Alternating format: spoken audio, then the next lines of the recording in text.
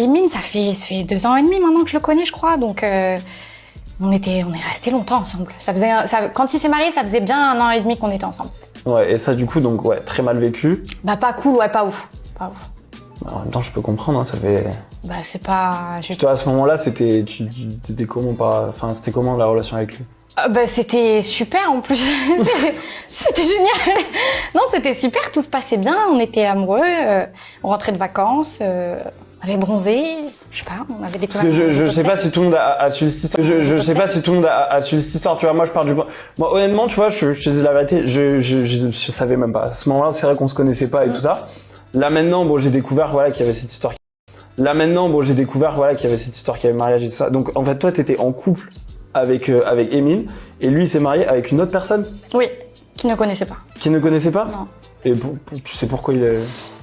Bah alors, on avait... c'est pas le seul fautif, je vais dire, même si il a pas fait les choses bien. On avait...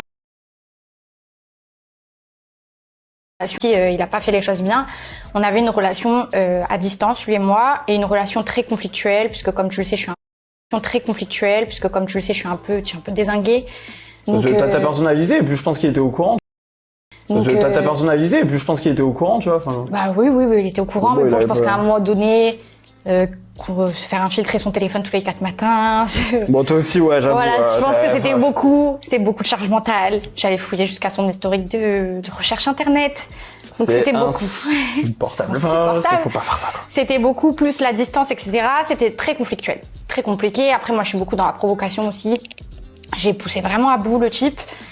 Lui, il sait pas y faire. Donc, c'était compliqué. Mais il y avait beaucoup d'amour. Très amoureux. Ok. Maintenant, je pense qu'on est arrivé à un point, lui et moi, à la fin de l'été, quand on est rentré de nos vacances, où il s'est dit, elle est complètement cinglée, je vais finir soit par la pousser dans l'escalier, soit par moi me jeter d'un escalier. Et moi, je me disais pareil. Du coup, au lieu de tout simplement aller voir un thérapeute de couple, il s'est dit si je me mariais finalement, et il s'est marié. C'était sa solution. Après, chacun, voilà. Bah, chacun gère les problèmes comme il veut, mais c'est vrai que c'est assez surprenant quand même. Il a géré ça comme ça, ouais. On voit pas ça. Et du coup, donc, il a divorcé. Oh, ouais. Bon, après, c'est pas un vrai mariage, franchement, ils ont fait une boum, quoi. Ils ont fait une boum? Ouais, c'est pas un vrai mariage, ils ont fait petite fête, un anniversaire. Mon anniversaire était mieux organisé. Ils sont sortis en boîte et en mec ils se sont mariés, moi je comprends plus là. non, mais je veux dire, c'est pas un vrai mariage à la mairie, c'est des fiançailles, si tu veux. C'était pour faire une relation officielle. Et du coup, cette relation donc qu'il a entretenue, du moins, terminée. Ouais. Et du coup, ça a fait quoi? Il est revenu vers toi? Vous êtes rapprochés? Je sais pas s'il veut que je parle de ça, il va me tuer.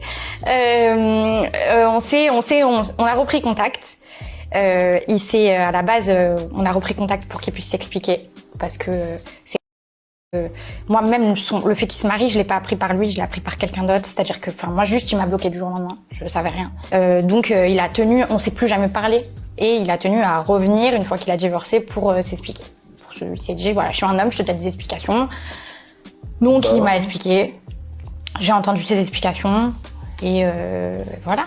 Ça t'a fait quand même plaisir, j'imagine que si en parlait, enfin c'est... Plaisir, je sais je veux dire, pas. c'est quand même un mec, je pars du principe que c'est quand même un mec que t'as kiffé, du coup, en toute logique, genre, t'as dû rester déjà bouche bée quand t'as vu le truc arriver. Alors c'est très drôle parce que pour le coup, en fait, pendant que j'étais plus avec lui, je vais t'expliquer comment ça s'est passé. Pendant que j'étais plus avec lui, je l'avais bloqué de Instagram, il m'avait bloqué de WhatsApp, je l'avais bloqué bref, chacun un réseau. Et lui m'avait bloqué de WhatsApp. Et pendant tout le long du moment où il était marié, etc., moi j'envoyais des messages sur ce WhatsApp. C'était un peu, ça aurait pu être un exercice de Lucie, en mode t'écris sur un papier, tu le fais brûler, en mode, tu vois, c'était un peu cathartique. En mode t'envoies des trucs, mais tu sais qu'il va pas le recevoir. Exactement. Ouais, en mode j'envoyais des trucs, de manière générale, c'était des insultes. Ah, tu l'insultais c'était de tout. Et un jour, je lui envoie genre 15 messages d'affilée, mais archi virulents. Et je vois, il y a 2 flèches. Et il m'a là, t'étais archi plus bloqué. Hein. Et en fait, j'ai vu une réponse directe. Il m'a dit, ouah, mais t'es complètement cinglée. T'es encore complètement, on s'est pas soigné, madame. Et donc, c'est comme ça qu'on a repris contact à la base. Parce qu'il m'a dit, en gros, je t'ai débloqué parce que je voulais qu'on se voit pour avoir une explication. Et en fait, je viens de recevoir des menaces de mort. C'est assez surprenant. Chelou, c'est quand même un peu, ça heurte. Et on a eu nos explications. Moi, j'attendais ces explications depuis longtemps. Quand je les ai eues, je te dis la vérité, ça m'a pas donné satisfaction parce qu'en fait, c'est juste qu'on a fait des choses n'importe comment. Lui, il a mal géré, moi j'ai mal géré. Donc on a été bêtes tous les deux. Mais voilà, il faut aller de l'avant dans la vie. Hein.